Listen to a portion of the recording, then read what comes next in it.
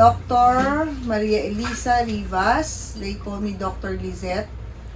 I'm 52 and I graduated from University of the East College of Dentistry year 1991.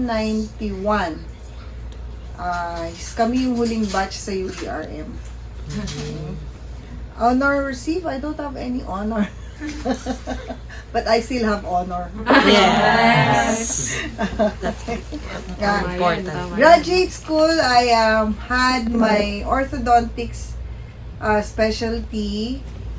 Diyos ko, saan na nga ba yun? Basta in a preceptor program under Dr. Ronita Tubasi. It's a 2-year program. And then after that, I took the Philippine Board of Ortho exam for orthodontic specialist. So that's 19 before my daughter was born, 1998.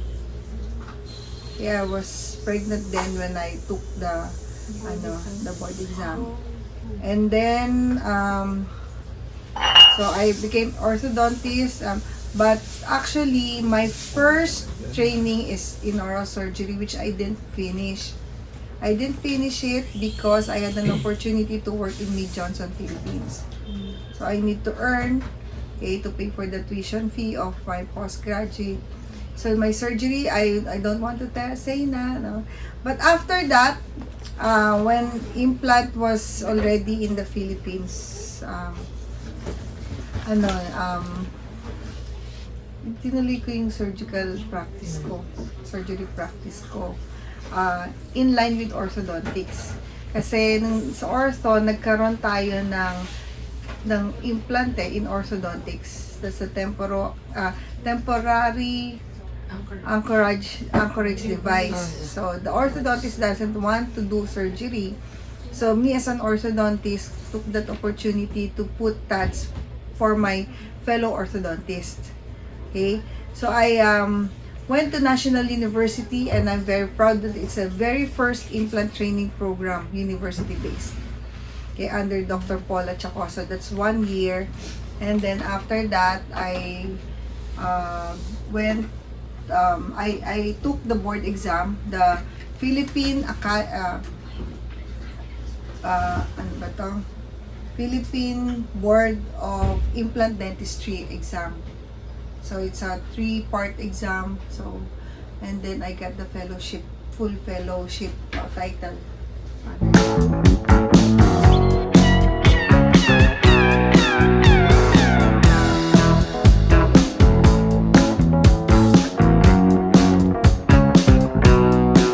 Did you choose private practice of dentistry?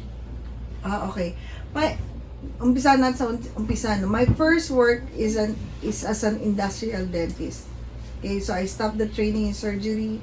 I went to Mead Johnson Philippines and Veterans Electronics Communication as an industrial dentist. During the time na nawala na si Mead Johnson, so they closed the manufacturing, so they downsized the employees. I decided na, so I was able to establish practice inside Mead Johnson. So may mga patients na. So when they laid off, these patients still wanted to stay with me, but I still don't have a clinic then. So that made me decide to put up my own clinic in Makati, kasi Mead Johnson Philippines is in Pasong Tamo. So sila yung unang bumuhay sa akin. So if this is a business, I don't see private practice as a business or being a dentist as a business. Okay, I see this as a service. Okay, secondary, parang bonus mo yung lumaki yung kita mo. Okay. So I started with 1 chair and then mainly referrals from Mead Johnson people ang naging clients ko as a general dentist.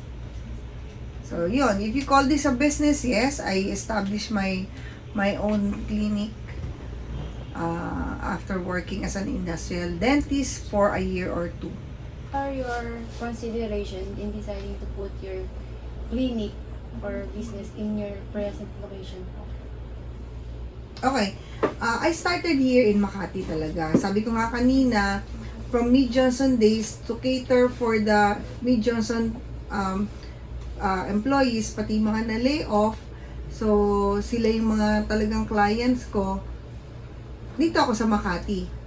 Same location, Legazpi Village, Herrera Street. It's in Cityland. Okay? After that, dun lang umikot. So, I didn't consider having walk-in clients. It's just a word of mouth. Nabuhay talaga ako up until now. I don't have walk-in clients. Okay? Within Makati. So, I had my first clinic in Cityland, 3 here also. And then, when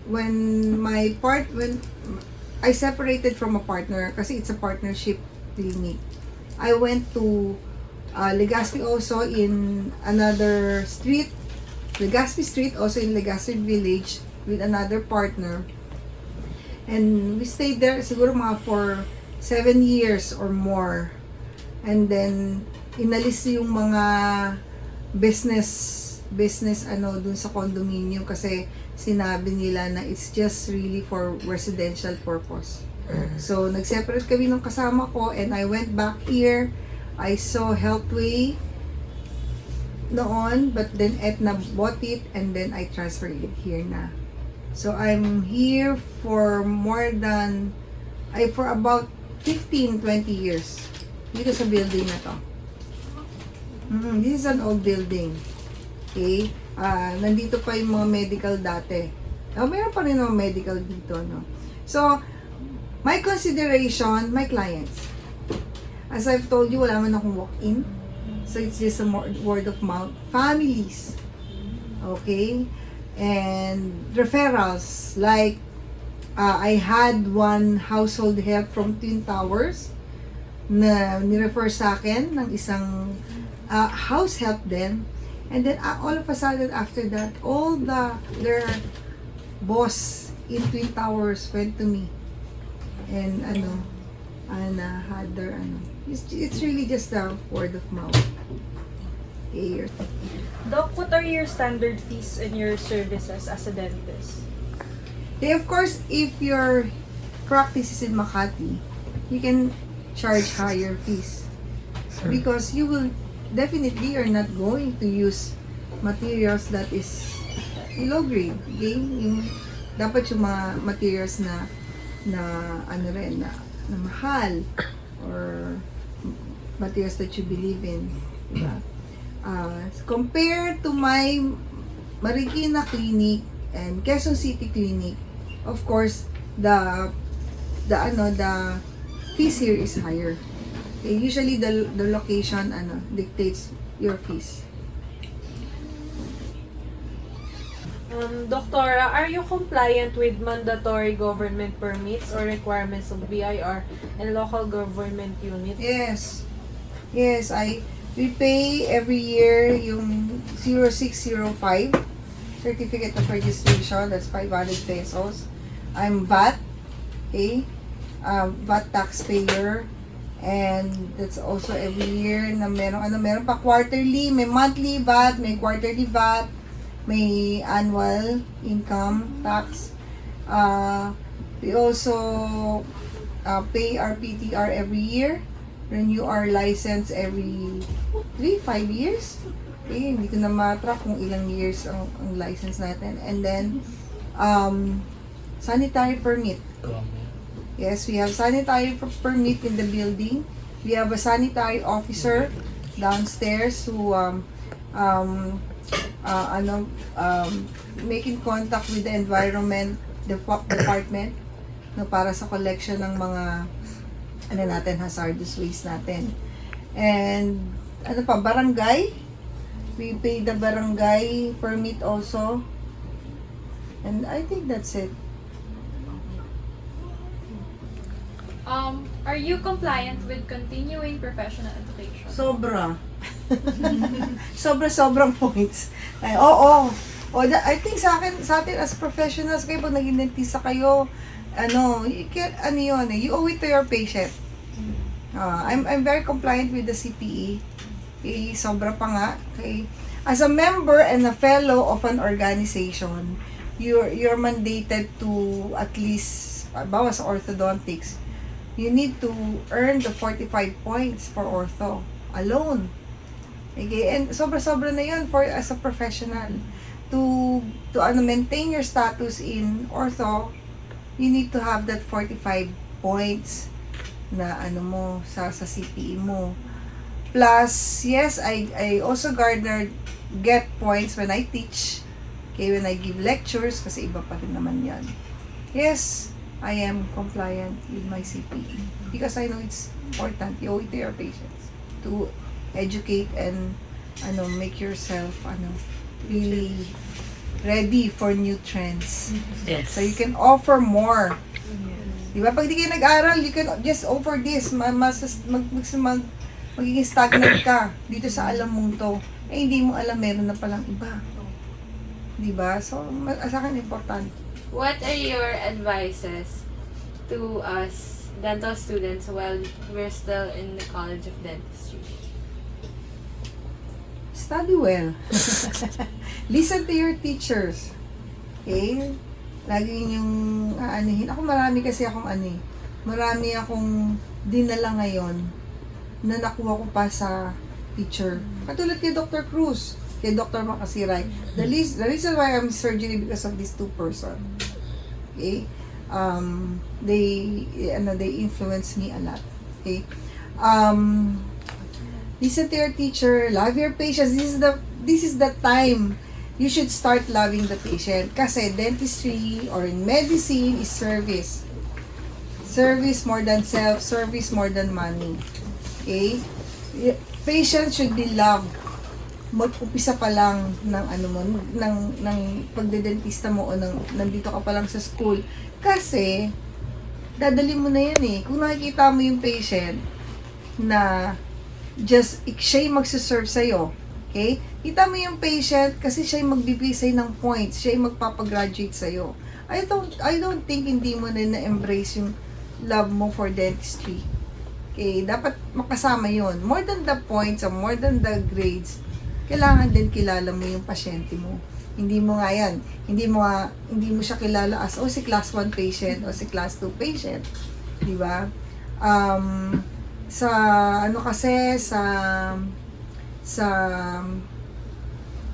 Tunay na buhay. Okay. Sa practice ng dentistry, once the patient comes in, your diagnosis starts when you see the patient. Okay? Not when you see a patient, hindi mo siya i-judge. Mayaman ba to? Marami ba tong pera? O ito yung sisingilin ko dito pag nagpagawa? Hindi yan eh. Okay? Kaya nga siya pupunta sa'yo dahil may kailangan siya o meron siyang kailangan i-improve doon sa sarili niya, sa health niya. Okay, love your patients, listen to your teachers, and study well. Get that resilience. What you is doing to you, iiyak nyo, igagalit nyo, okay, lahat tayo nagdaan, lahat teachers nyo nagdaan dyan, but you gain that resilience eh, na which you will need in your practice, lalo na kapag nag-uumpisa kayo. Okay, nag-uumpisa kayo sa lahat, nag-uumpisa kayo sa practice, nag-uumpisa kayo sa specialization ninyo, nag-uumpisa kayo sa business ninyo, nag-uumpisa kayo sa teaching ninyo. Lahat yan, doon kailangan niyo yun. Just continue studying. But the most important thing is that you share. Share what you have, share your knowledge, especially kung nauna kayo among your colleagues. Okay? You always, among your classmates, you share. You share your patients, di ba? You share your notes. If someone has lagged behind, share everything.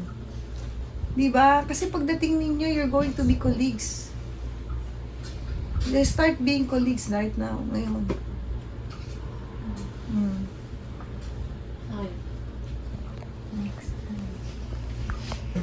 Doc, can you give us tips on how to pass the dental board exam? Walang tip? Oh. Okay, sige. Tip. The first thing, syempre, that you offer everything to the Lord.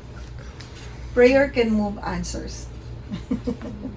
Diba? Prayers can move answers. Offer everything first to the Lord, but of course,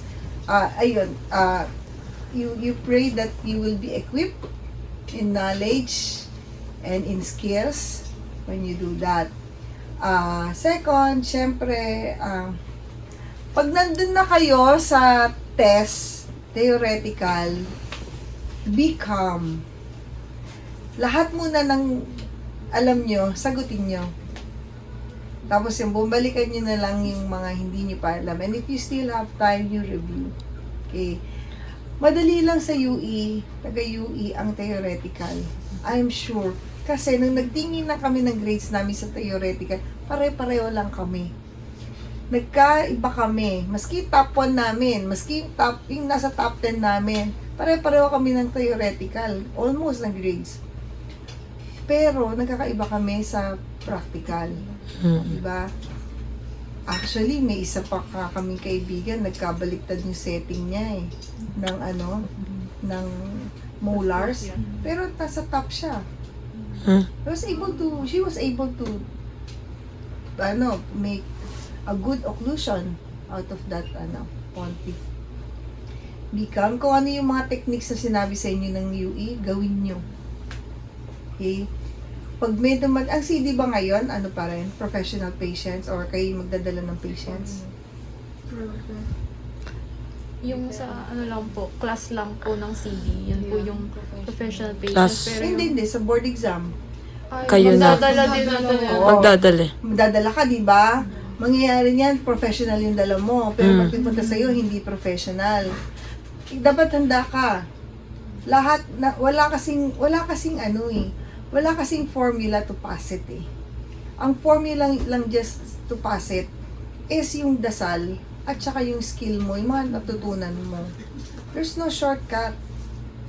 Talagang maghihirap tayo. Kung hindi man pumunta sa inyo professional, may knowledge kayong nag-gain eh. Diba? Hindi naman professional patient ang maggagawa ng postisyon ninyo in the long run. So you should depend on the knowledge and the skills that you gain from studying dentistry. And I think you're in the best school. You're in the best school to perform these procedures. Doc, what are your advices to us as a future professional dentist? Madami. Pero, titingnan niyo yung responsibility niyo. Ang responsibility niyo, hindi lang sa patient, as a dentist. Your responsibility doesn't stop to your patient. You also have responsibility to your colleagues, responsibility to yourself, responsibility to other people that you work with. Okay. And, syempre, as sinabi ko na yung colleagues. Anyway, yung responsibility mo sa patient, okay? Be honest with your patient. Okay? Sabi ko nga, your diagnosis should start when the patient comes in. Okay? Nakikita mo na siya, kinikilala mo na siya pag nandiyan pa siya. Ano yung demeanor niya, ano yung get up niya, ano yung disposition niya. Okay? May mga patients na mas marunong pa sila sa'yo, lalo na ngayon, dahil kay Gagaw. Dahil kay Google. Okay? Basta laging, you can always be courteous to your patient and just show the patient that you care for them more than anything else, that your health. If mas marunong pa sila sa iyo, nasabihin mo lang that Google cannot help you, but I'm here to help you. Okay? Not everything that you see or read are true. Okay? Not everything that you watch are true. There are also things na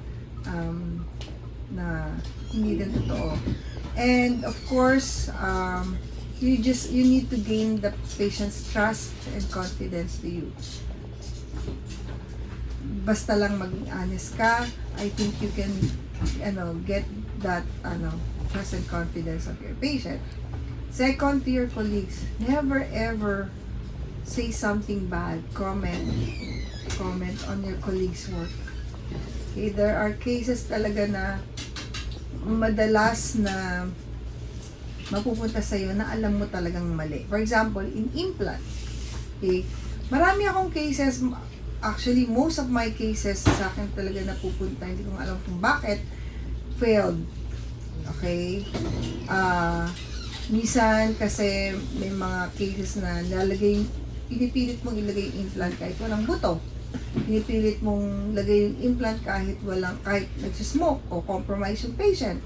Diba? So, ikaw kaya yung mga implant na hindi mo alam kung saan nakapaling, paano mo i-restore, paano mo sasabihin sa patient mo. Okay, just no comment, but focus on how you're going to solve or help the patient solve his problem. Okay, unang-una hindi nyo alam kung ano siya on the first place. Yan, so don't comment. Second, when you see a colleague na naging successful, don't pull him down, but encourage. May hugot, no? May hugot, no? It's very hard din kasi na kapag sabi nga nila pagka mabunga ka, binabato ka. Okay, don't do that. Mag-encourage ka and be happy for another person's success. Okay? Sa mo.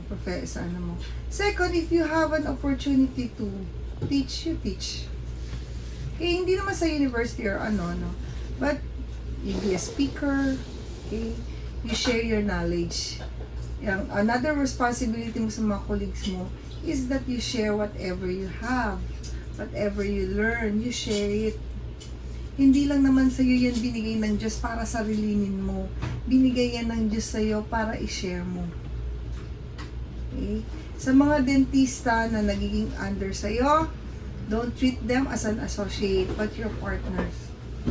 Okay? Marami akong natutunan sa mga dentista ko. Okay? Siguro din marami rin silang natutunan sa akin. Because we learned the formula of sharing everything that we have. Siguro yan isa sa mga ko naman sa mga dentista ko. Second, your responsibility to your colleagues. Ano pa bang responsibility nyo? Responsibility nyo sa mga taong nakakatrabaho nyo, like your staff, your assistant, your secretary. Okay? Your responsibility to them is not that you are an employer of them, but you're a friend of them. Kasi they should also love your patients the way you love them. Okay? Pag tinreat mo yung sila ng ganito, sigurado ko sa'yo, sasabihin nila niya, sumit nga yung doktor. May doktora. No, hindi gano'n. Diba? So you treat them as part of your family. Responsibility mo sa patients. Ano pa? Responsibility mo sa Diyos. Responsibilidad mo sa Diyos, alagaan ng mga taong binigay niya sa'yo. Responsibilidad mo sa Diyos na yung talentong binigay niya sa'yo, i-develop mo. Responsibilidad mo sa Diyos na lahat ng taong ibibigay niya sa'yo ay mamahalin mo. Yun. Oh my God. Alam mo, swerte nga nating mga dentist eh. Kasi ang dami nating nakikilala, ang dami nating na-encounter. Alam mo, ang pinakagusto ko sa pagiging dentista, yung kwento ng mga pasyente ko. Mas matagal kaming magkwentuhan kesa maggamutan. Lahat na nagiging pasyente ko, sige, hindi na natin sabihin 100%, but almost all, aanakin ko sa kasal, aanakin ko sa binyag, di ba? Pupunta lang dito, may problema ako, doktora, pupunta lang dito, magbibigay ka ng pagkain, hindi na alala kita, ganyan. Ganun lang. Eh, yun ang natin, yun ang best gift. Marirealize niyo yan. Siguro, pagka hindi pa kayo matanda, hindi nyo marirealize, pero pagka matanda na kayo, marirealize niyo. Okay, isipin niyo yan, that's one of the best gift that the Lord gave you. Swerte kayo, dentista kayo. O yun. I do things na hindi ginagawa ng dentista. I paint. I paint. I paint. Ah, sa housemate. Oo, I paint. I do Bible studies. Okay. I read a lot. I read a lot. Kasi, sa dentistry, kailangan kapag nagtuturo ka, marami kang alam, marami kang pwedeng ma-share sa, sa colleagues mo o sa mga estudyante mo. Basically, does it exercise? No, it's not a stress reliever. My family is my stress reliever ko. I spend time with them. That's the happiest. When my patients tells me that's the happiest. And when my patient tells me na gumaling sila, that's my happiest. Ang pinaka pagka nagsa-surgery, wisdom tooth, sabihin nila na they had a good experience. That's the happiest. That's the goal. Ang ako sa akin, as a dentist, one last, kasi I always tell this to students. You want to change the world, right? As a millennials pa kayo? No. As Gen Z, no? Gen Z. I'm sure you want to change the world. You want to change the world? You want to change the world? You want to change the world? You want to change the world? How are you going to change the world? Little by little. Every day. Person. You change the world one tooth at a time. One tooth at a time. Okay? Yes. Okay.